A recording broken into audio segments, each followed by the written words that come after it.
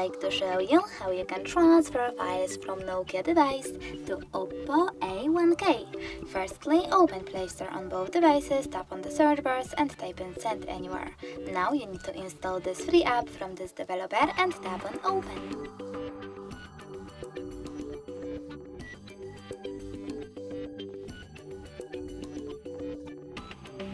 Over here you need to select I accept, confirm, continue and allow. Then do exactly the same on Oppo. So accept, confirm, continue, allow. Following that, you need to choose Send on Nokia Device and Receive on Oppo. Then tap on all of those dots and choose Send. This way you will select all of those files and transfer them. It will take a long time though, so I will go with only those two photos. Choose Send and tap on Got it. As you can see from here, we have two connection ways. We can scan QR code by clicking on this scanning icon on Oppo, choosing Allow and pointing our device's camera at the code, but we can also just input this key here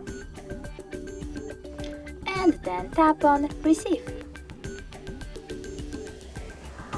I made a mistake here, so it will not connect, and now when I correct it and tap on Receive one more time, I can see that my photos were successfully transferred.